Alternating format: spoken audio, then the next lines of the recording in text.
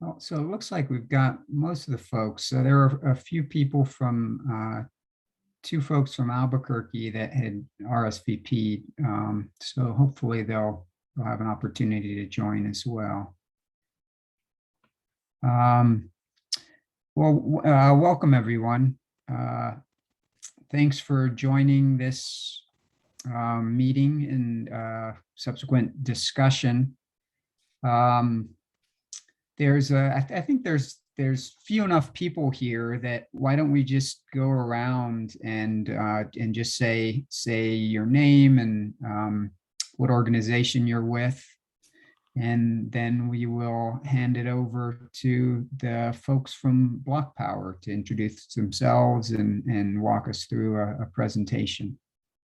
Okay. Christian, may I just suggest we take off the share screen so we see each other when we go around? Sure. Yeah. Thank Great. you.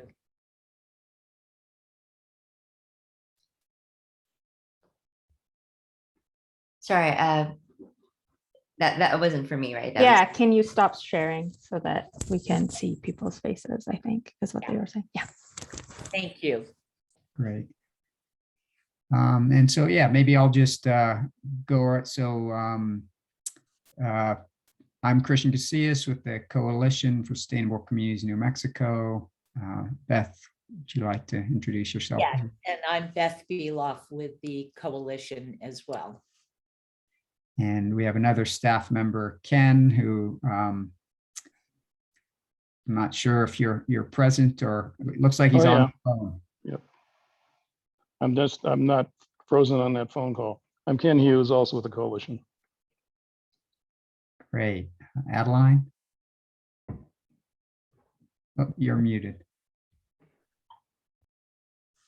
Sorry, my name is Adeline Murphy, Sustainability Specialist with Santa Fe County. Great. Troy? Troy Kuchera with Mortgage Finance Authority with the Energy Smart program, also known as weatherization. Thank you. Neil? Hey everyone, I'm Neil Denton, new job title for some of you. I'm now the Sustainability Officer of the City of Santa Fe. Congratulations. Congrats. Alyssa? Hi, everyone. I'm the Clean Energy Economist over at the Energy, Minerals, and Natural Resource Department. Wonderful. Tammy? Hey everybody, I'm Tammy Feeble-Corn with Southwest Energy Efficiency Project. Dimitri? Hello, I'm Dimitri Flores with the Mortgage Finance Authority, also working with Troy on the New Mexico Energy Smart weatherization program. Great. Monica? Hi, I'm Monica Paichi. I'm with ICAST. Welcome. Lisa? I'm Lisa LaRock. I'm the Sustainability Officer for the City of Las Cruces. Ravi? Hi, I'm Ravi Malhotra with ICAST. Ed? Hello, everyone. I'm Ed McElvain, Program Manager for ICAST. Jenny? Hi, everyone. Jenny with the City of Las Cruces, Sustainability Specialist. And Caitlin?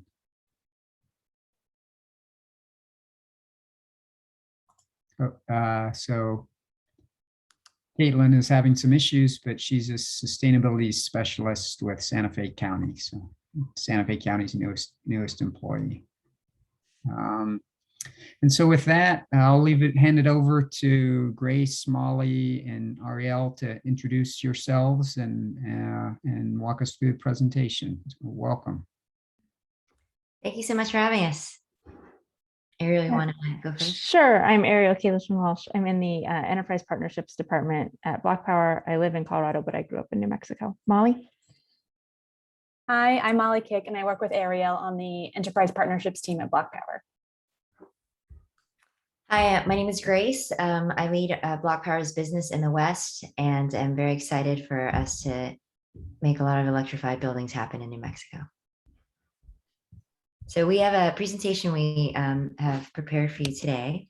hoping to address a number of good questions and topics that we understand would be good for us to cover together. Let me pull it up again. I somehow lost it.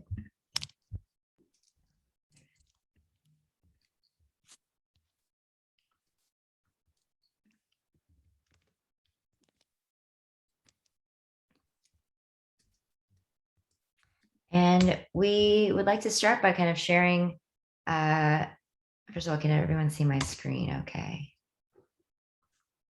Great, thank you, Tammy.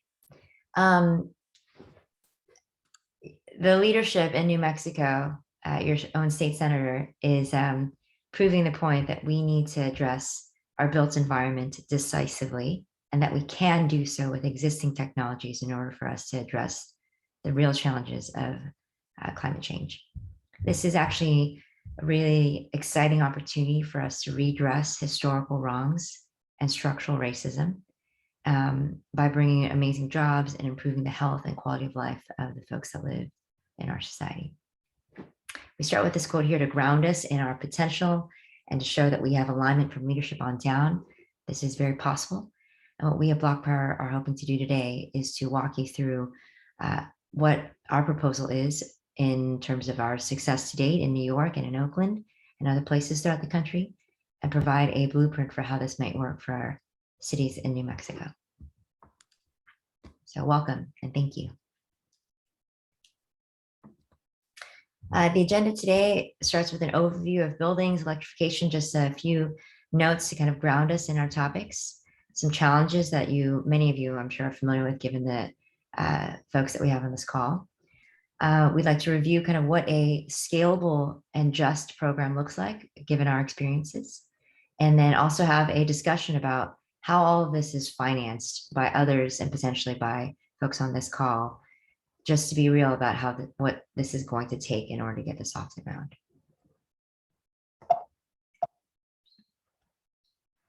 Just a quick background on Blocpower. We are a Black-owned venture capital-backed company based in Brooklyn, New York. We've been around for 7-8 years, and our experience today has been significantly in the New York area, but we, as of last year, expanded into Oakland and parts of California.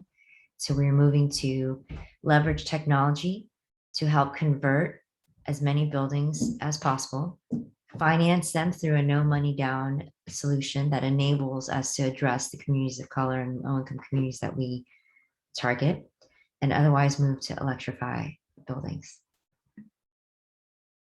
At a high level, as many of you may know, the built environment contributes a significant amount to carbon emissions, and they are incredibly inefficient and actually have a significant component to our health.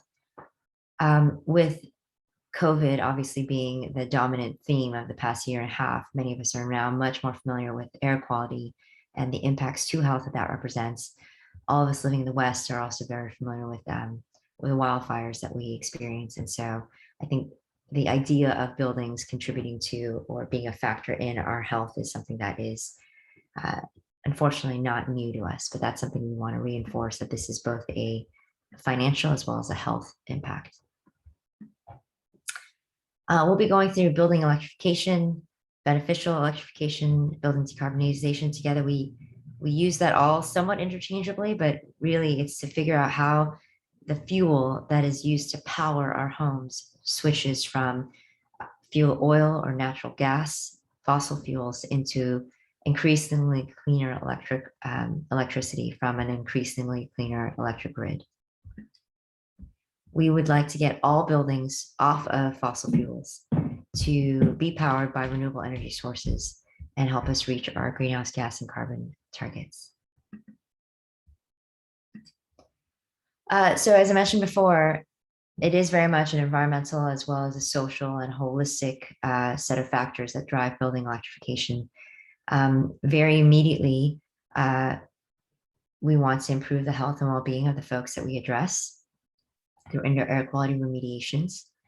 We want to target and lead with equity in terms of figuring out how to redress some of, again, those historical wrongs, but places that have been marginalized, redlined, communities that are situated next to more sources of pollution just by dint of fewer resources and fewer voices at the table.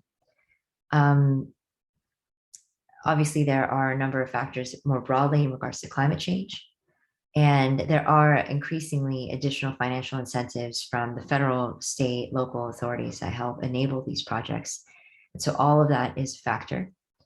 And more recently, as part of President Biden's Justice 40 initiative and Build Back Better, we are looking to make sure that there's a green workforce component in many of the social policies that are in consideration. And so taking some really solid lessons from residential solar, where many of the jobs in residential solar have not been of the earning potential or caliber of some of the fossil fuel-based jobs that they're replacing. We would like to make sure that this clean energy transition happens with significant growth and living wage job potential opportunities here. Any questions or thoughts so far?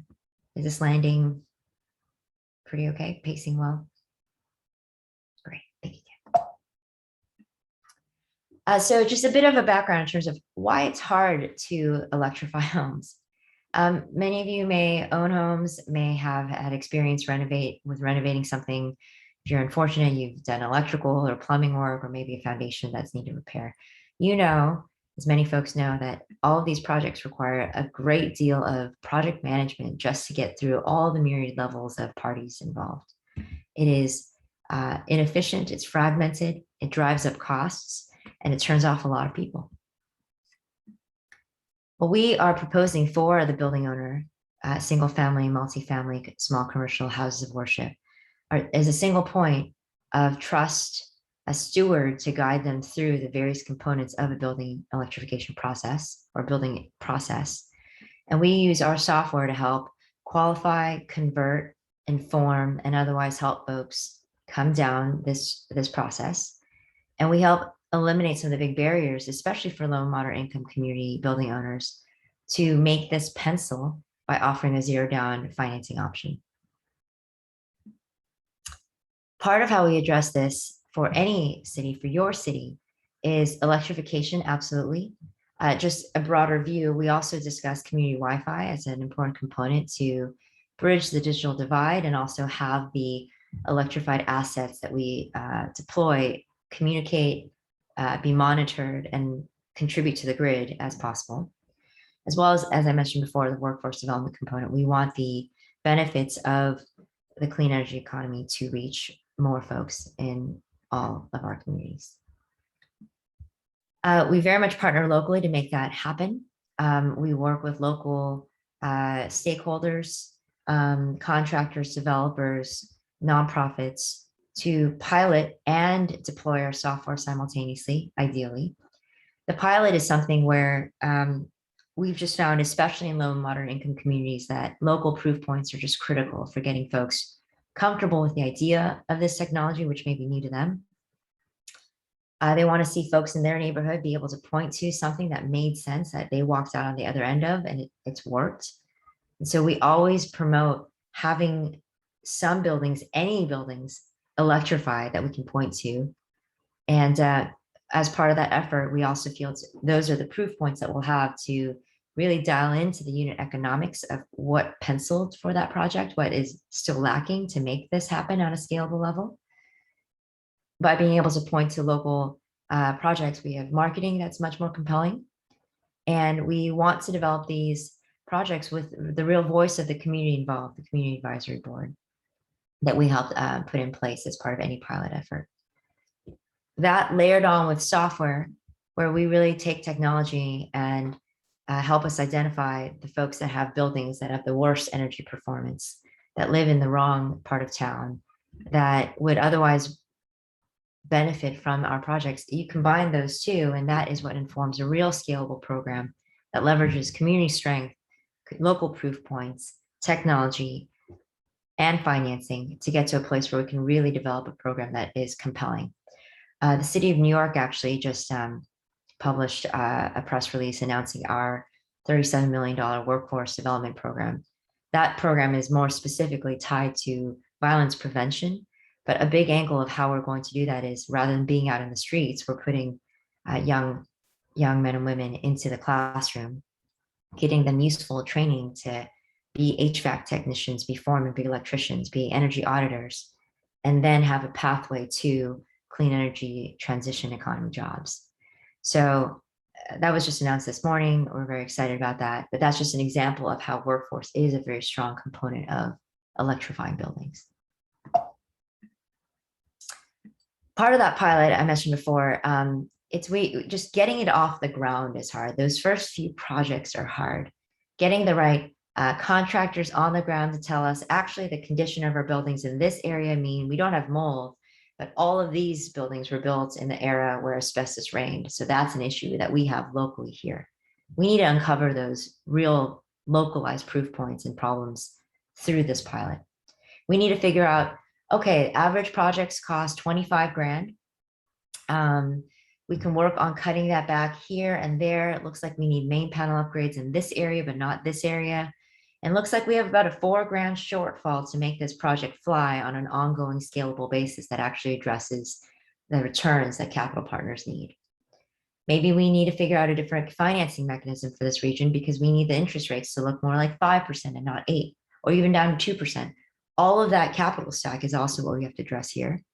As I mentioned before, the community proof points are incredibly important for really driving local adoption. That illustrative graph on the right just kind of outlines how we look at this. We have the projects themselves, materials, labor, soft costs. We plug in customer lease payments, and we'll go into that as well. But that orange bar is meant to represent, this is not supposed to be for a $25,000 project. We need to go find $25,000 times X number of projects to electrify. We want to leverage customer payments as well. We tie that to customer savings because in these energy efficiency electrification projects, if you save 40%, that $40 you used to spend on your utility bill can go to now leasing the heat pumps that we provide. So that's a part of our financing stack, as are incentives. And here it's in pretty small prints, apologies. I meant to keep it illustrative, but I'm actually diving into this a little bit. We need to identify what's the gap in incentives that we still need to make this program work. And then on the right, that third column of multicolors, what are all the various incentives we're gonna have to stack to make this a reality? It's not one entity that has to bear the brunt of financing this all or filling the incentive gap. It's air quality folks, it's healthcare institutions, local utilities who benefit from decentralized and controllable assets, carbon offsets, people who want to buy those, they should do it here. It's a measurable source. There's a number of folks that benefit from electrification projects, and we need to monetize all of that. As I mentioned, we want to take those pilots, we want to pair that with software. We have our targeting mechanism that we look to identify, again, the folks that would be benefiting the most from these remediations, most likely to convert based on their current bills, current inefficiencies. We work with that as well as other data sources to generate a list of remediations that we would recommend, the preliminary needs assessment. We use those to help convert our customers so that they feel more compelled and informed to move on to the next stage of the process. And what we deliver to them is an all of the above suite of electrification technologies. Obviously, heating and cooling your air is a big piece of this. Hot water, any appliances, gas dryers can turn into electric ones. Low hanging fruit in terms of LED installation. Well, it's low hanging fruit technology speaking, it's still often labor intensive. Any remediations, as we spoke about, is a lot to get, especially low and moderate income communities, to the starting line for electrification. There's a lot of deferred maintenance, a lot of, societal disinvestment in those communities. So all of that we work to get to a place where we can solarize and add storage and resiliency as well. But all of the above is what we'd love to address. To be clear, we bring the financing, we bring the capital. We're not actually the construction company that does this. We work with local contractors and developers to stitch this program together to then allow more people to get to the yes point by not having the upfront cost. But we just wanted to provide this for some of the folks in the call who are more familiar with the financing. we are very keen on there being green banks and ESCOs and even PACE programs. There's a mixed record on that, especially for low and moderate income communities. And I do think by not addressing the lumpiness of that cash flow requirement in PACE inherently by sticking it onto the property tax bill, it is a helpful way to get people who cannot qualify for traditional sources of financing into being able to pay for their solar. It is also tricky and potentially, there's been some bad actors there. So just something to be aware of. It is important. It's not the solution. We feel like we provide a more holistic and customer safeguarding program where the payments are monthly and not lump. So it's easier to provision for. We again work really hard to match the payment to the savings. We don't guarantee it. I know ESCOs make that a big part of their selling pitch. It's hard for us to guarantee it because, we just recognize that people's behaviors change and a cousin moves in and things are different. So, but we work to solve for the budgeted cost savings of a utility bill. And we move heaven and earth to make that lease fit that model. Very importantly, we don't put a lien on the home. This is a huge source of pain and mistrust in a community when you add a lien on a home. We do put a lien on the asset itself, on the heat pump, but we think that that's just required to get this stuff financed. And we think that's a much safer proposition from a homeowner's perspective so that their title is not clouded in the same way as a lien on a home. And a big piece of what we also work to offer is O&M. These assets benefit from regular maintenance, filter cleaning, etc., and they will last 20, even 25 years with solid maintenance. And so that's a big part of our program. Any questions or comments to date? Anything folks are confused on? We might be able to explain some of it as we go, but I do hope. Yes, Christian. Yeah, I was just wondering, so like the LMI customer segment for Green Bank, so something like the Connecticut Green Bank that's been working with Posigen for financing rooftop solar, as well as kind of a suite of energy efficiency products for LMI customers. So it does seem like am I incorrect in saying that it seems like one of the pieces that green banks are evolving to focus on is the LMI customer segment? I think that's exactly the word, evolving. I think historically they've started with market-based mechanisms, just trying to get the bulk of people going. I think that I'm pleased to see the industry as a whole kind of moving more towards that, but kind of the paucity of existing LMI providers speaks to how hard it is to address this population directly. So I'm thrilled that Posigen exists and that it's working. I would love there to be Posigen to be Sunrun sized, but it's not, right? It's nowhere near. And the number of folks that actually live in homes or own homes that are in Posigen target markets versus Sunrun target markets is enormous. There's enormous capacity for solar there. But I'd say that as a whole, green banks have a lot more to do to kind of grow in that capacity. And I don't think that that's where their core strengths are. I'd love to see more of that considered from the get-go. And I understand as more greenbacks come up, Connecticut's been around for ages, good for them. I think hopefully we'll be able to leapfrog that in many ways and address LMI head first. Right. I think there's something actually, this is the next slide that addresses this a little bit. We are explicitly framing this from a justice perspective. There is a typical adoption, the Roberts curve, right? You have the early adopters, you have the majority, you have the laggards. The problem when you apply this to people's utility bills, however, is that as the LA Times shared a very widely disseminated article, I think a year or two ago, they've done the studies. The value of solar has accrued to the middle and upper middle class because the credit score cutoff has been 670. So it seems like a values neutral or class neutral proposition, but what that has resulted in is that most of the people that have gone solar so far have been the wealthy. And that leaves the balance of the system maintenance, the costs, the burden onto the folks who haven't been able to go solar, who don't have the roof quality, who don't have the credit score, and that they are the laggards that are also the bag holders in the end. If we do the same thing, just like that, solving for market mechanisms first, we are going to have the same outcome where we are going to leave on the people who can least afford it, the balance of the system costs, the burden of the system costs. And so what we propose on the right is that low and moderate income first adoption. And it's not a curve, it's a spiral. We're trying to be a little clever there, but it is the idea that we can drive mass adoption, but it will take more concerted effort to address LMI where the need is the highest, where the carbon impact can be the highest too, where the benefits to health would be the highest. We start at volume there, and then you will still see overall cost drop as a whole, overall cost drop for heat pumps for everybody.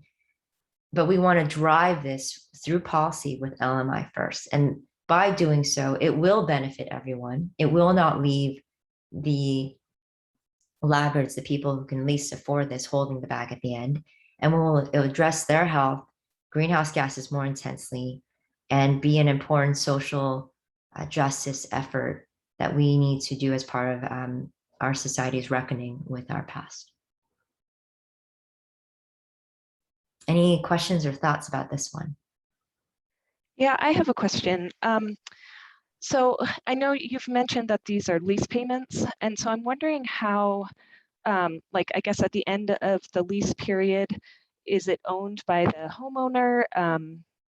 How does that work, and how would it work if the person wants to sell their house and things like that? I think could be like a complicating factor, setting it up as a lease.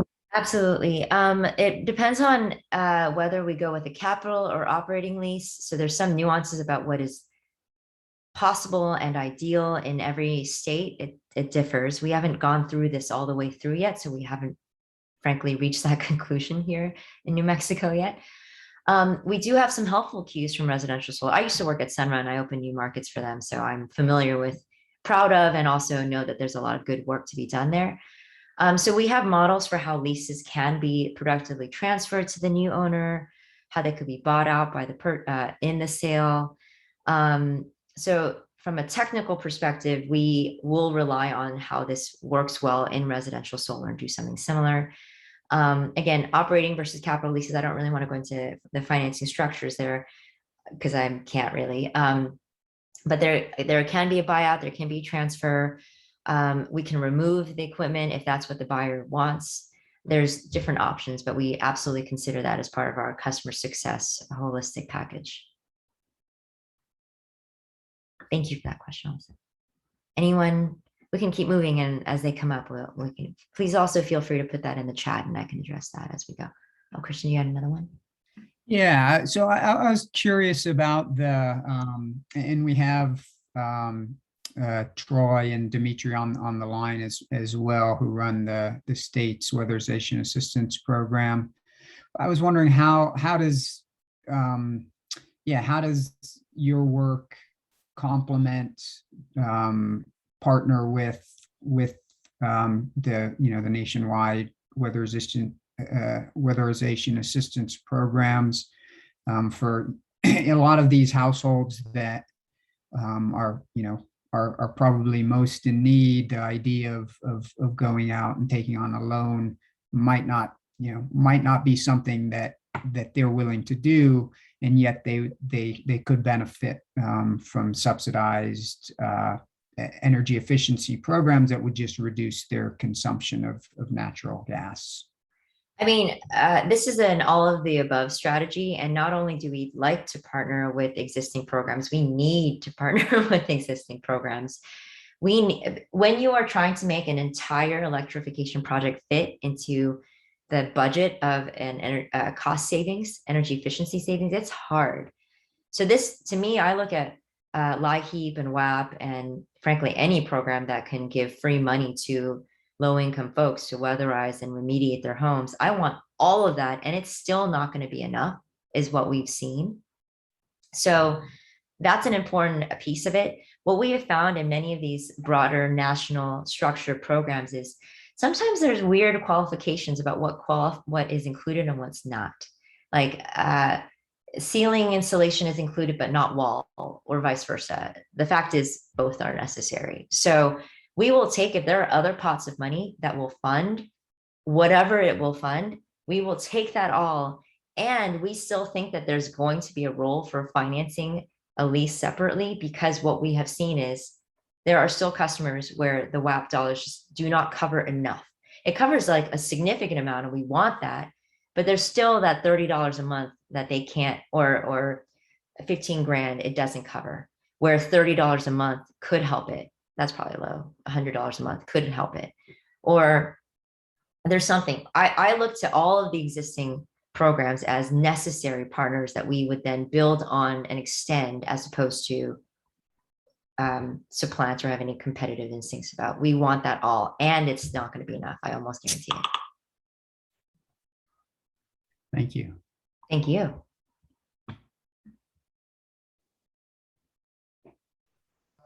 Thank you, Christian, for the question. I was wondering the same thing myself, Grace, and thank you for presenting this to us as well.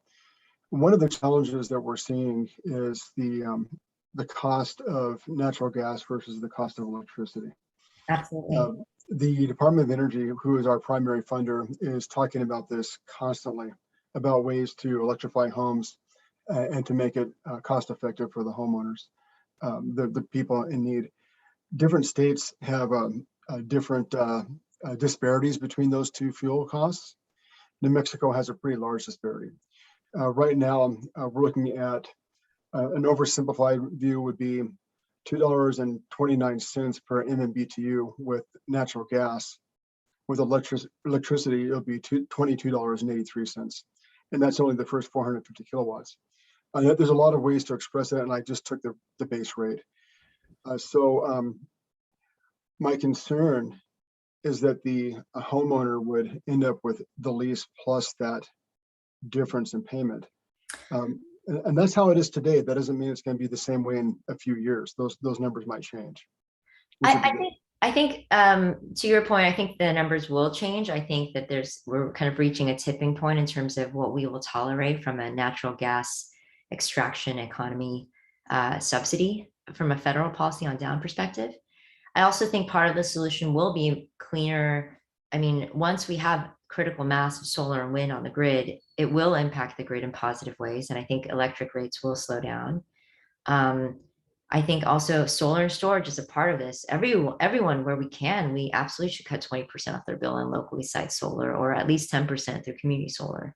You know, there's a number of things. Part of the proposal that we would have with customers is this idea of, we're not looking at 40% electricity savings and leaving it as this abstract percentage savings. It literally has to be, everything has to be normalized to dollar savings. How much money could you save if you use less electricity? How much more money would you then spend by switching to electricity? And that has to be normalized for the customer. It doesn't work everywhere in America, to be honest. It doesn't work in every construct. It absolutely works if you are using electric resistance heat, though, because that is we're not electrifying at that point, right? We're just making more efficient. But if that is what, I don't want to be a purist here, right? All of the above still works. If we electrify everything except for the natural gas dryer, not a failure in my mind, you know? If we take a resistance heater and we get them to a heat pump, a vastly superiorly efficient technology, that will save the customer money. And my understanding is that we have a fair amount of electric resistance heat. All of those folks we need to convert to heat pumps, one. And two, as our climate gets more extreme and as people have insufficient cooling, it's going to be a life safety issue, a resilience issue, if we don't get more AC into people's homes. And I don't want to put in more AC into people's homes. I want to put in heat pumps that give efficient heating, cooling for life safety reasons. And that's also why, as communities address like extreme heat more, and we have to make our communities more resilient, I think that there will be more funds loosened up to address and support electrification as well, or in this case, energy efficiency as well. That would be fantastic. One question that would be helpful. I don't know if you can answer it now, but as you go around and speak with different states. If there is somebody who is doing this, I think it would be a game changer. And that would be to utilize federal funding to weatherize the home, and then pay for, use a portion of that funding to pay for the lease that would offset the cost of the solar to bring that customer's bills back down to something that's manageable. So I totally agree. And on very many levels of government, federal on down, there's bills going through the Senate and the House, there's federal direction from President Biden. There's a lot happening, but I just want to go back to, like, we're talking ideas right now, and soon we're going to dive into how this actually happens. And I want to check in on time real quick. Okay. We have to get the pilots going now in every city so that you actually know what's missing. Because if you wait for all the ducks to be in a row to then start your projects, you are wasting years. So every city needs to figure out, here, well, actually, let me pause on this for a bit. We're going to talk about how this gets real fast. So give me a sec. So justice is the reframing. By doing so, we are very invested in workforce training. We think this is incredibly important. And by doing so, we are improving and building wealth for building owners, contractors, the workers that they employ, and the community as a whole, because we have compounding and nested benefits for the entire community. I think that's a really important thing for us to level set on. This is where community Wi-Fi is a pillar of how we address this as well. Digital divide is an issue. We just, on a very practical level, just need our communities our assets to talk to the grid to add yet more value, so that utilities will then pay into these projects, so that every utility gives yet another $1,000 to this project. That's money we need to make this capital stack work. We've done this in West Oakland. This is our partner on the right, Mark Hall from Revalue, Ms. Ernestine Nettles on the left. This is her home that literally faces a cereal factory in West Oakland. We are working to get her an affordable electrified solution for her whole house, where she also has 2 tenants. We have case studies of how we engage on a community level. I mentioned the community advisory boards, but really you just cannot make progress in a community without, significant investment. And just a few stats to prove our bona fides. I'm maybe rushing through this a little bit to get to how this works for us. So how does this work? How do we all pay for this? We want to point to a number of significant tailwinds. Climate money is coming. COVID money is coursing through our communities. Justice 40 has given us a blueprint for how Build Back Better funds may be coming to us. We have infrastructure money hopefully coming, but there are a number of tailwinds that are coalescing. And if you are able to grab all of those in service of this intersectional, multi-stakeholder, multi-benefit situation, these are how other cities are doing this. Local utilities play a huge role in New York City. They have specific infrastructure constraints that drive even more incentives. In Pittsburgh, Ariel could speak more to this. I'm not as close to this project, but they're having in the city at various levels of government ways to budget for the outcome that they're seeking, and it tweaks along each budget line. We mentioned, the federal stuff up here. San Luis Obispo, a smaller town, which is a great example for lots of folks too. They're taking some key dollars and figuring out what is the tech-enabled strategic plan. So we're helping build the map and the software for them. But they're also leveraging statewide Public Utilities Commission dollars targeted towards electrification. So there's I'm not saying all of these will be available here. And you may look wistfully at some programs that you do not have access to. That doesn't mean we shouldn't get started getting some projects done so that, again, we know exactly what we're dealing with. And just so you know, there are folks that are at various levels of electrification, and it's very important to continuously be moving along the path and not wait for everything to be perfect. We need to start moving, even if you think it's a garbage fire of a financial situation, just so that we can identify what is specifically the dollar gap. And then you actually have the wherewithal to go back to whoever has money and go, We need $4,000 per household to convert 10,000 houses.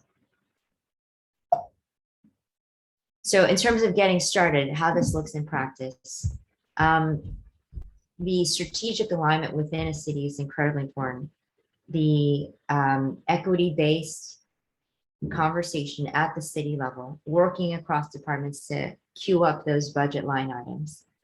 Having a credible, easy, affordable financing program that takes advantage of all of the existing federal programs and state programs, very important.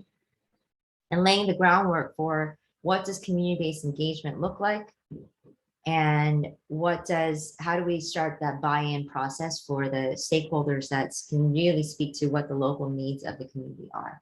That's really important to get buy-in, especially from an LMI lens. So today, let's have this discussion for the last 10 minutes or so, 15 minutes.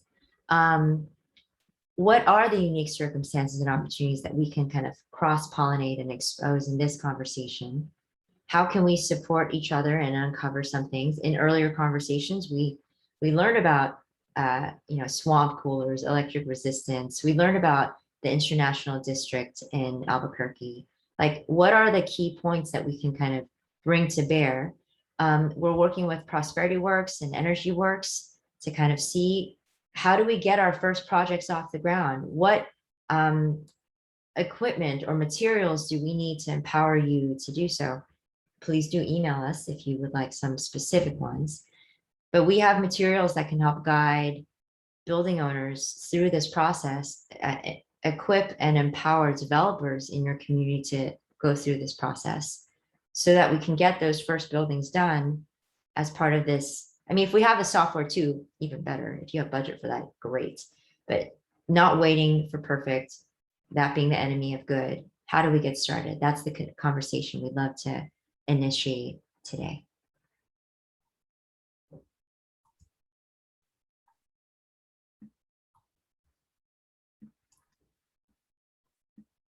How do I prompt this better? What are some concerns and what stops you in your city? Not you, but like what stops your city from moving forward? If folks can share.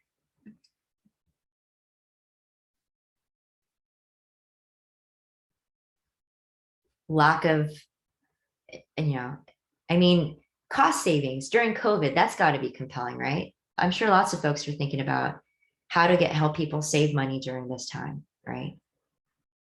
Is that the thing moving? I wanted to see you. Yes, Lisa. So there's a couple things that are tripping us up in southern New Mexico. One of them is that the programs that exist there's so many gaps in services. Even if you try to piecemeal it, you ultimately end up with a mess. And I have an issue with the fact that the programs are more mandated than they are working towards the goal of resiliency. And so it's difficult to find partners that actually can reframe their mission or even modify their work to be able to take that holistic view that you've described that puts the community first.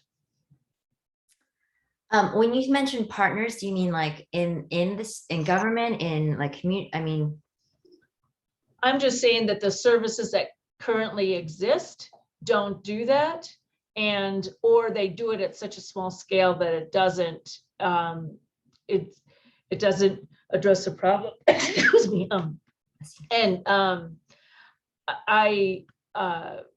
then there are gaps in services. So I just think that the problem for me is that everybody's going off in their own singular direction and not learning how to collaborate. Absolutely. I mean, it's hard in any conversation, even here where many of us have the same, sustainability background, many of you have civic leadership roles. Like we're even here, we'd be looking for what is the through line of alignment? How do we address the specific needs and goals that your organization have, that you have within your organization? Getting this to happen from any level of city and community engagement is a tough thing to get everyone's kind of seeing the same thing. I think what I'm hoping we can focus on is, if we are focused on electrification, energy efficiency, lower carbon, justice, how do we get those lines of sight? How do we get those commonalities and convert that into a real program that has real impact, that converts thousands of buildings to electricity, or saves thousands of buildings 40% on their electric bills, or addresses thousands of people in low and moderate income communities? How we do that, what we're saying is, you have to finish some projects. You have to finish some projects, and we can help you do that, is the idea. Finish some projects, show everyone what that looks like, that it can happen. This is the math that goes with it. These are the partners that you have to work with to make it happen. These other partners have to pony up some more money.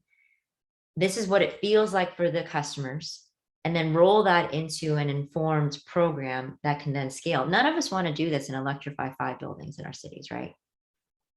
We all want to do 5,000, 50,000 buildings, right? So how do we get from knowing that we have these goals with maybe a herd of cats sometimes? How do we get all of us who have some of the same goals into getting to the impact that we're looking for? Lisa, I'm not sure if I'm addressing your question head on. No, I think you are. And I think that the pilot stage that you're referring to is really critical, because it's so tangible. And I agree with you. I think what you pose this whole afternoon, and I totally appreciate, it's a paradigm shift in what our focus is. And I think those are the big, if I was to be more succinct, I think those are the obstacles that we're facing.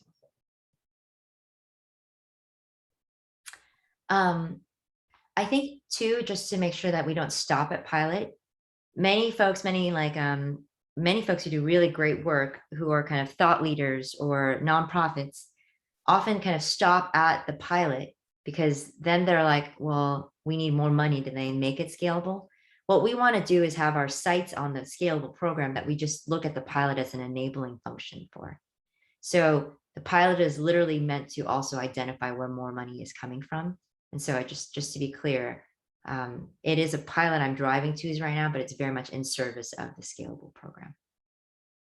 Christian, did you want to go? And then I think Ken has a question too.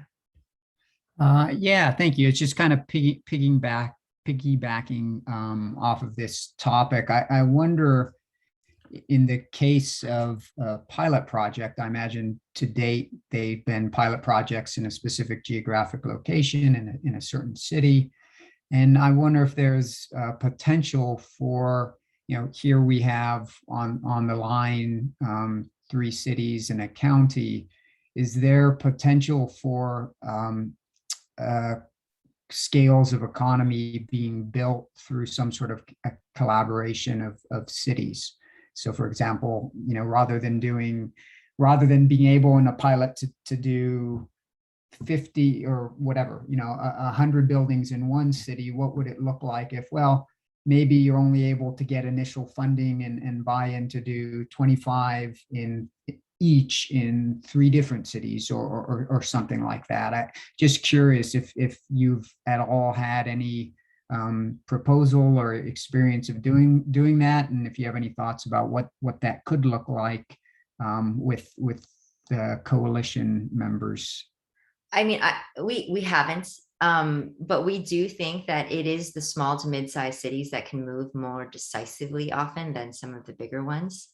I'm not saying anyone's small here, but like where we seem to have the decision makers, that's where we need to drive harder for. So I think a regional model will be extremely compelling, because there are then shared learnings. We have more opportunities to make more mistakes quicker. And then, because we are going to make mistakes, let's be clear, we're going to learn very hard lessons early on. And that's part of, again, what a pilot is meant to do when you care about the scalable program. You want to make all your mistakes early. That I think that would be a really compelling way for us to share learnings, share resources, make a better case for funding from various places that you can address, like one small city versus a regional plan. I think there's a lot more strength there as well. And I'm sorry, I'm not as familiar with the geography of the cities right now, but if there's a way to share some contractor resources too, that could be very compelling as well. So I would love to, like, if we could have even a smaller, if we're like into this, we can have a core follow-up of like a working session where we figure out, our team can walk folks through our enablement package, and let's go, all right, where are the leads? Let's write this down. What are some building characteristics that do we all share them? Are some folks different? Why? Let's go after those folks too. Who are the low-hanging fruit? Who are the local, in this city, we have an asthma control care group that is really powerful. Oh yeah, that's a good one too. Like, there's so much positive cross-pollination that can happen, I think, with a regionalized effort.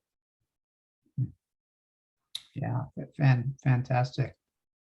I shouldn't say we don't have an official one, but we have even in New York, we've started in New York City, but now we're branching upstate, and they actually start to traverse climate zones. So it's kind of a different picture there, but they share utilities. And so we're learning a ton about what a utility can deliver across regions. In the Bay Area, we're here in Oakland, but across the Bay in East Palo Alto and the peninsula, there's pockets of deep poverty as well. And we're sending some of our workforce development trainees and contractors across the Bay. We have to work on that a little bit because the commute is starting to be an issue, but like, that's something we consider as well. So certainly there's some really strong resources we can share, certainly some great cross-pollinating conversation and problem solving we can share. And I think if we can package this up to go get more money, that's going to be a big win as well. Sorry, going back to Ken's question, ICAST. So, I mean, it's great to see so many of the ICAST folks here on the call today. Thank you for the previous conversations too. We absolutely look at strong local existing partners to be like who we would want to leverage to kind of expand this program. The way we look at this is like all of that work is critical. The lessons are critical. What we want to do is take existing program scope in terms of the addressable market and stretch that via financing to even up to middle class. And we will not turn away rich people either, is the idea. Like to kind of stretch this where this more innovative financing model can expand the pool of folks we can work with. That's my idea, at least. I think we would welcome Ravi to talk about what he knows is different, or any of the other ICAST team members.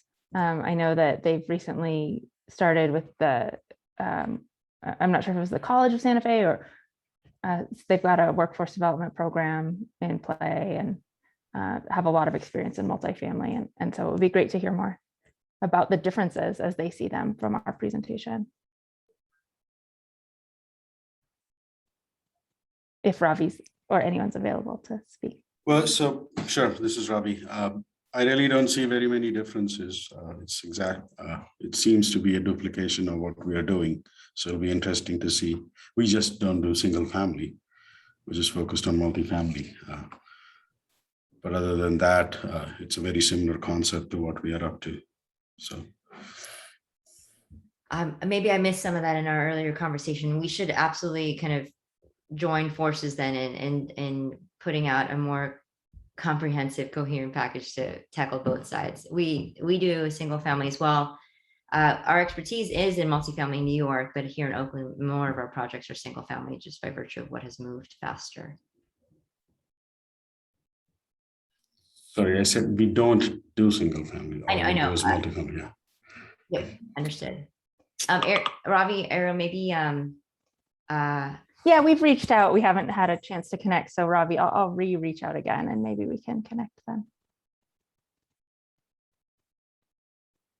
Sorry, my apologies. Thank you. Mm-hmm. I will say that we've done plenty of work with ICAST, and that model has worked beautifully for multifamily. projects. It would be nice to do something that is similar for single family on a large scale. And I'm thinking maybe in Lisa's area, Las Cruces might be a good place to start for the reason that the winter bills are not nearly as severe as what we would be seeing in Taos or Raton, which is the northern part of the state. So the risk of a higher bill from the client or the offset would be less of an undertaking. So therefore, the menu of programs that we're looking at here, we would have more options to be able to cover that kind of a smaller disparity. So I'm not sure if when you talk about a core group, if that can consist of assembling the different entities that we have at the table and what programs and offerings they have available, so that any one of us on the call can at any point be sitting in a client's living room and say, look, this is what we can do for you. If the end goal is electrification and without your bill going up and your bill actually ends up going down, these are the various programs that we're going to apply to your particular home, and then do that 100 times to similar homes. Is that sort of what you're thinking for with what you've done with other areas? Oh, I'm sorry. I didn't realize I was posing the question. I missed maybe the first part of what you were saying there. Now my answer is going to be, can you just ask the question part again, please? My apologies. Yeah, is what I described sort of what you've been doing in other areas for single family? Yes, well, it's a model of we have some digital marketing that has single family just coming to us looking to electrify. And those are often the early adopters, green warriors who are interested. For our single families in LMI that we proactively reach out to, we are going to them, conducting energy audits where necessary, using our software where available, and offering them a value proposition that we believe is possible based on what we know about the local, electricity costs and energy savings potential, et cetera, et cetera. And then we figure out all the back end incentives, complexity, so that they don't have to deal with 4 different programs that they have to apply to. We do instead. Did I address that, Troy? Okay. Yes, thank you.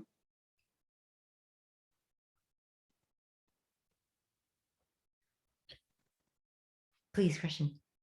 Grace, yeah, I was wondering what would, so I love the suggestion of kind of like a working group with the right stakeholders from city government, from MFA. I'm not sure if did we lose I think Alyssa from state dropped off, but yeah, I love the idea of kind of like a working group to begin to a working session to begin to and especially since Tammy and folks in Albuquerque are already I think developing further along developing some ideas. I think that's a fantastic suggestion, and I'd love to hear from folks on the call, Neil and Adeline and Lisa, if that seems like something that might be of interest. And then as well, I'm wondering what would what does skin in the game look like for a city or county to begin a project with a collaboration with Blocpower? That's a great question. When we look to kind of cities to how do you get started, start with like leadership. And often a good way is to make a public sort of commitment and then need to follow up with that with some sort of deliverable. And then that forces kind of macro level skin in the game, right? You're kind of publicly accountable to do something. So to the extent that that exists already, then this would be a great way to kind of act on that commitment. To the extent that that commitment is not there, drafting one and publishing one would be a really great way to force you to do it. For us, for skin in the game, it can be investment in our software platform for your city. That could be skin in the game. That's probably more maybe than you might want to start with. Certainly working with us, committing with us to deliver 5 buildings that we would then work with somebody on the program side at your city to work with us and local community stakeholders to get those first 5 to 10 buildings done. That would be skin in the game. So identifying who on your side could take part. I mean, I would hope that this would be the focus of the working group, and then the folks that are actually project managing through and getting those projects done, we would have folks on our side that would work with folks hopefully on your side, and that provisioning for that resourcing would be great skin in the game as well. So public commitments by which you hang yourself later. Don't hang yourself, you'll deliver is one. And then working with us to refine this concept for the regional network more would be helpful. And then some sort of money expressed in the form of software or resourcing to get these projects done. If we all commit, if we're all sold on the idea that pilots are the thing that gets this done, then let's get those first pilots done and let's commit to each other. And however way you need to commit to make it happen, let's get those first projects done. Great. Yeah, thank you. I wonder actually, like as part of, we have some time, thank you, Ariel, for reminding me we have an hour and a half. We could even start delving into this just to see, I mean, this wasn't the intent, but we have the materials. We can start delving into what commitment looks like by walking through some of our enablement materials. Would that be interesting to folks on the call? Great. Let me pull that up. And I know some folks have seen this, but thank you for. A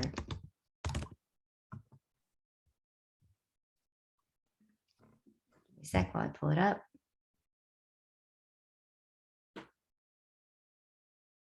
Maybe while you're doing that, Tammy Feeblecorn has would like to share another webinar that you all are doing.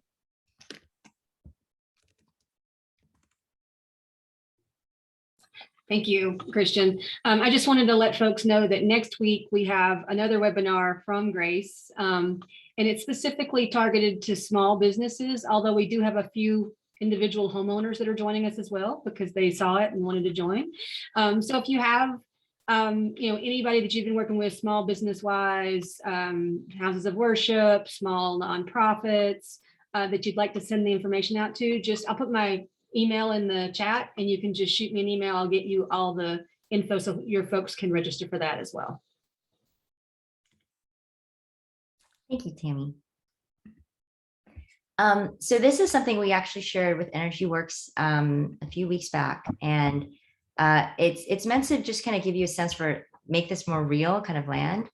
And part of the materials we share with our partners include kind of this is an overview of what we would leave behind or inform the customer conversation. Again, we were working to empower our partners to electrify or make more efficient their customers' homes.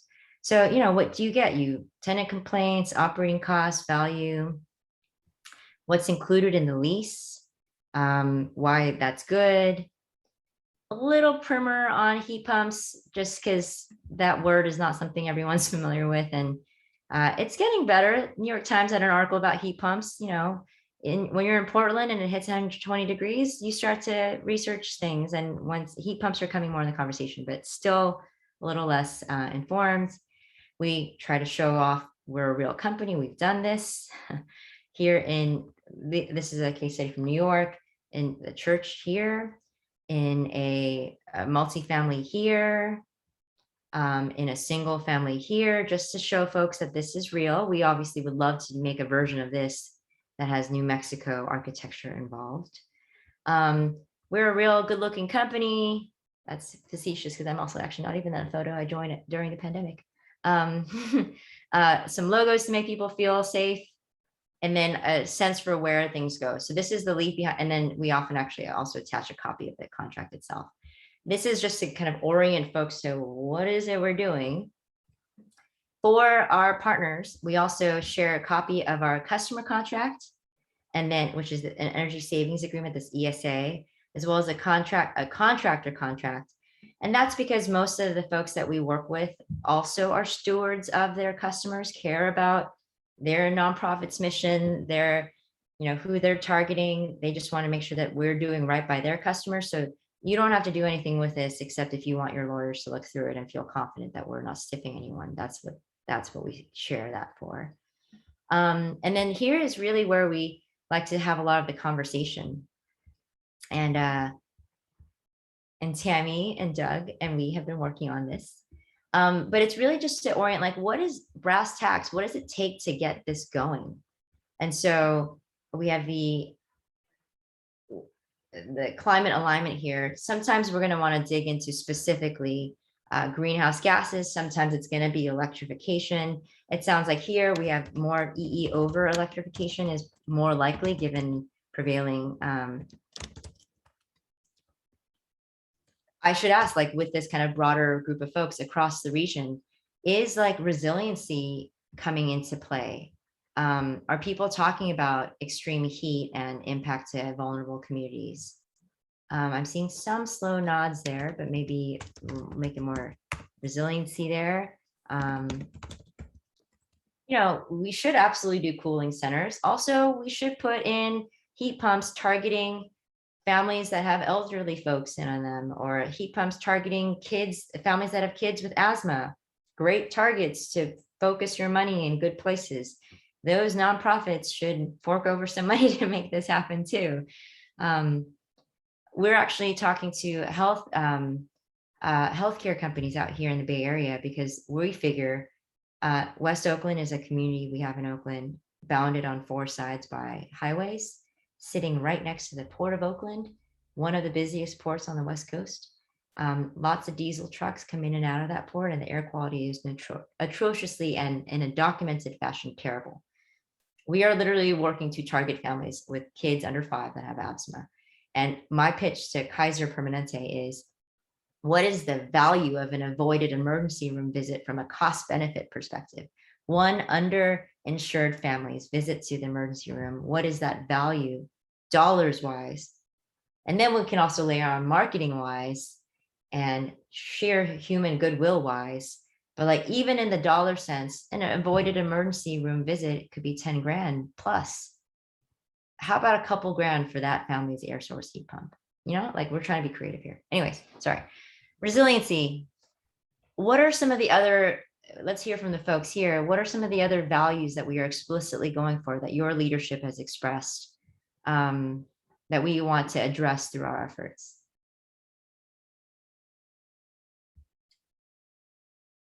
Cost burden.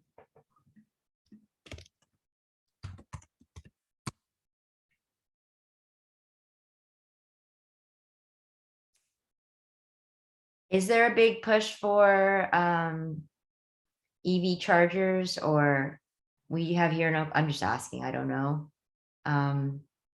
Maybe that's more nascent. It could be.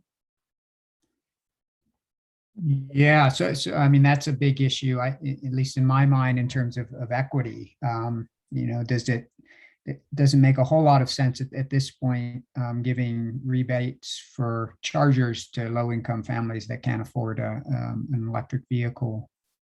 And so there's a tension there.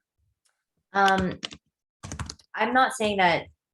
I mean, to need an EV charger, you need to have the wherewithal to buy an EV car. And so it is often further down the line. We do want to make EV, in that there could be a lot more attention paid to infrastructure for EV and funds associated with that coming down the pike. We do want to make our homes maybe not EV charger, but EV charger ready. And maybe this is the right order. Cost burden arguably could be even higher than EE over. You let me know, but that could be, in terms of local, what has pull and what has relevance. It could be cost burden is number 1, could be a thing we can address more head on. So we'll share this document with this broader group. I think if there is something specific to your city or to your region, please call that out as this, Las Cruces, or, just in case something is pretty low, even more localized, but I think could productively use this as a broader New Mexico kind of conversation right now. But before we share, I think this is a great vision. Like, I think maybe we'll have individual calls, Grace, and then figure out how to cross-pollinate, because it can get a little overwhelming to have a big group project right off the bat. I think this is a good intro. Yeah. So we would definitely want to kind of dig into this more. We've found out that because of coronavirus, there's communities with pockets of money that they don't quite know how best to spend. And if we can, through this, address cost burden, health, and ventilation for COVID reasons, workforce, all of that, we can help you spend that money. I just want to, yes. Great. There was a comment was brought up by one of our members, kind of relating to the idea of a working session and any sort of, how does that,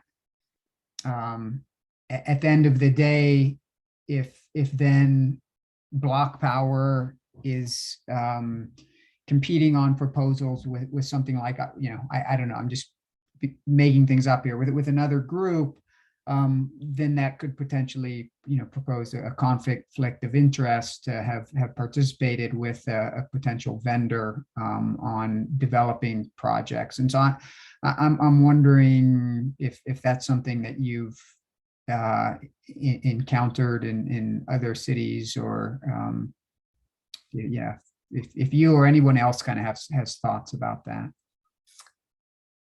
Ariel, do you want to? I'm trying to fully understand. Christian, are you talking about having done like pilot work together and then laying out an RFP, for example, for a large deployment of funds that a community would have secured for American Rescue Plan Act money, or what exactly are you specifically going towards? Because I think we understand at Blocpower, we're not going to be solving all the needs, all the places, and it's sort of a rising tide lifts all boats in our thinking around electrification and energy efficiency, and we need all hands on deck. It's such an emergency in many, many ways. So I'm just trying to totally understand what the concern. Yeah, I think that's it. I think it would be an example of a group working with Blocpower and then receiving some federal dollars, for example, to fund energy efficiency work. So then they put out an RFP for vendors for that work, of which Blocpower and other organizations might submit. We have encountered a little bit in terms of with some of our partners when they're trying to get us more money.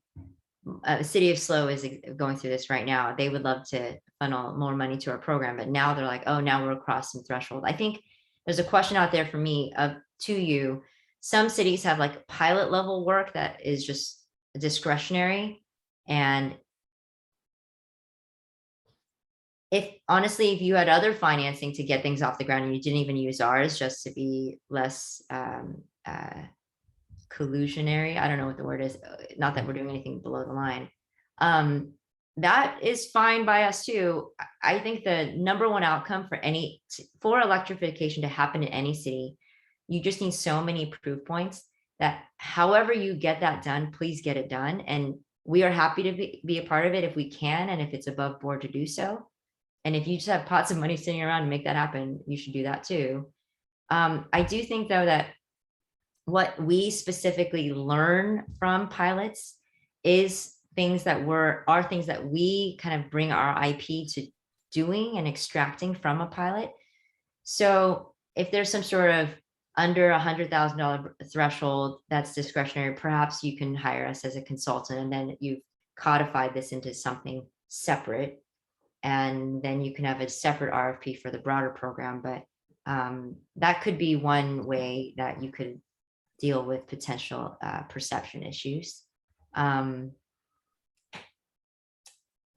would say we would happily do all this work just to get this off the ground, but some of this work is just so involved. It doesn't feel like, I love your question earlier about skin in the game. How do you make it so that your folks show up to the meeting and our folks show up to the meeting? Like this is all beautiful dreaming until it actually happens, until buildings are electrified and made efficient. So that's a great question. I don't know the particulars of each city and what you can and cannot do without certain levels of investment or approvals.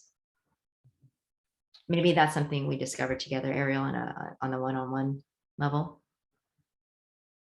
Yeah, and I think I just would like to echo that, like, Blocpower as an outsider organization to all these communities wants to be super respectful of all of the nuances and super acknowledge like the enormous amounts we don't know. What we do want to do is bring what we do know that has been hard won so far, and plug that in and help communities like everyone here at this call and in other places around the country not have to learn those same lessons, just so that in the interest of time we can speed up. But we definitely understand that like there's nuances. So we are in the process. We're a startup, Christian, and as we figure out, you know, we don't have a ton of examples to say it went from this to this, but we have some. We haven't encountered that particular challenge exactly yet, but I'm certain we will. And we definitely want to make sure we're doing things above board. I think we can help frame things. I don't think that we think, for example, there's a big opportunity that's going to be announced very soon where we won an RFP to help electrify thousands of buildings in a city. And the approach there isn't that Blocpower is coming in and solving everything. The approach there is Blocpower is a program manager and bringing financing and some software scaling enabling tools, as well as some IP. And we're going to plug in with dozens of local and national partners to deliver this. And so I think that's just super essential and maybe wasn't fully communicated. We're still figuring that out, but I do want to land on that point. Like, we know there's so much we don't know about a local community, and we don't have the desire to stamp out competition because we see this as a, you know, sort of existential issue that we all need to address and come together on rather than compete on. So I hope that maybe went a little further beyond, but it was just like an important framing point to make about Blocpower's philosophy and approach. Yeah, no, greatly appreciated. And one of the things that the coalition, what we're here to do is to support our members and work with our members to initiate mission-driven projects and programs and policies. And so I really hope that the folks that are here that we can continue to communicate and figure out, you know, what is a next step, because it does seem like there's something to learn here and hopefully a potential whether or not there is a potential collaboration. It seems like an opportunity that closely aligns with our member interests.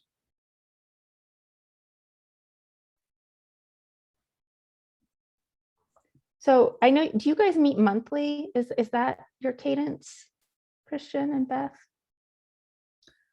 We have quarterly meetings, and then we kind of have ongoing contact related to projects that are unfolding and collaborations that exist.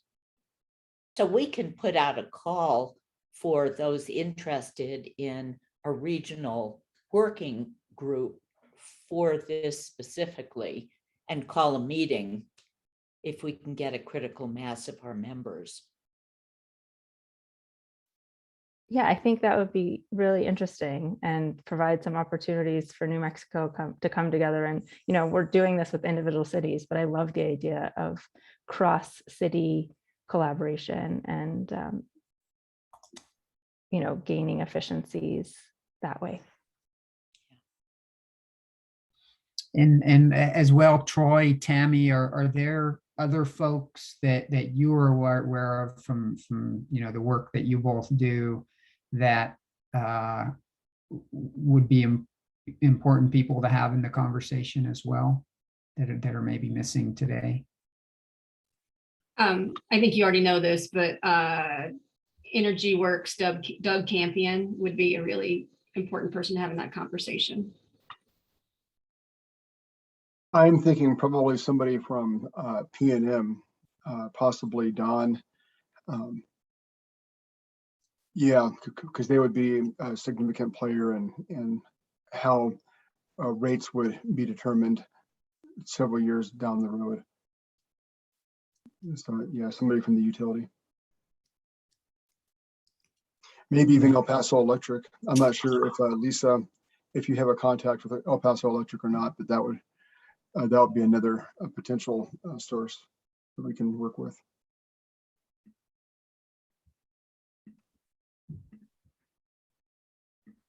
I think another way that this can also be framed is, I agree with Ariel's earlier comment about you know, you're working at a community level and you need to have those community players present. So so Blocpower, someone can be, or can be the facilitator or the project manager for those things. I think the benefit of the multiple cities doing it is you can see what are the similarities and what are the state challenges that we all face that can elevate and scale the change more.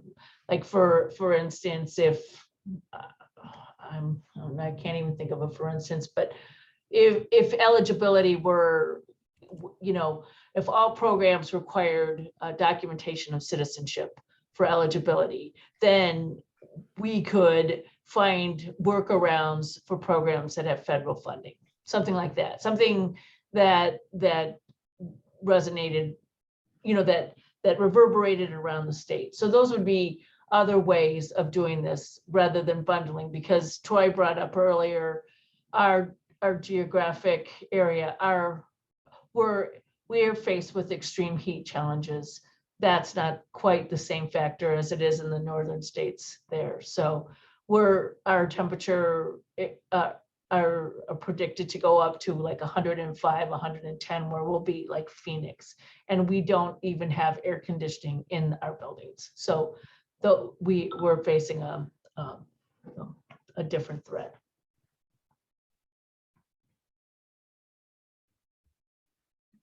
I mean, I think all of us were surprised to see like Canadian forest on fire, right, at 117, 18 degrees. So extreme heat is surprising us all. And obviously that's extremely dangerous for all of us, and especially for the vulnerable. So anywhere we can effectively put in an AC that also happens to give you cleaner, more efficient heat, that's a clear resiliency play in my mind. Yeah, and I think it might just be a matter of degree, Lisa. Well, that's certainly a pressing issue in the southern part of the state. I would agree that we're all experiencing excess heat that has been unexpected and will continue. We all need to start expecting this. This is the normal, and this is the thing that's going to kill a lot of people, the extreme heat, I think. So I think that there's some good interest in this regional model. I think the Blocpower team, we need to regroup and figure out how best to kind of pursue this, given the many voices we want to include and incorporate and not leave out. And with all due respect to the fact that we know electrification and we know some things, there's a lot we don't know about New Mexico and local communities there, and we want to be making sure that we give the space and the voice for that as well. So I think I just started, I guess I'm still sharing. Just to close this out, we talk about making sure we have program alignment between all of our partners. We make sure that we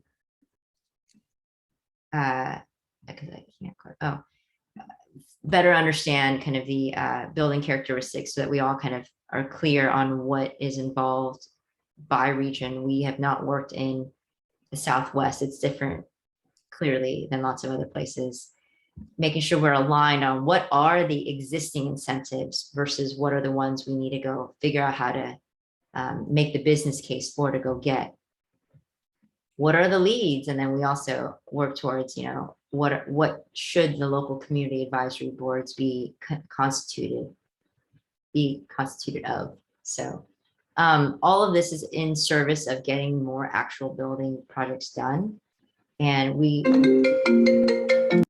a nuanced view on like where our role is, what we can do legitimately, what we need to just empower you to do, how do we all have skin in the game. Let's talk more about that, but I think the Blocpower team can follow up separately and make sure that we can move this forward. Does that work for everyone? Yeah, great. Wonderful. Thank you so much, Grace and Ariel and Molly. So it sounds like that is the action item is you know, I'm happy to be a part of it, of any conversation as you guys figure out what your next steps are. One thing I heard is reaching out directly to individual cities and figuring out their interest in landscape, and then as well the kind of beginning to work out some details of the potential for some sort of a regional collaboration. Is that a reasonable synopsis of, yeah? And so the coalition is here to participate and support whatever makes sense for next steps. All So, right. yeah. Thank you so much for your time today. Thanks so much for the conversation. We really appreciate it. Thank you, everyone. Talk to you soon. Bye-bye. Thank you. Bye. Thank you.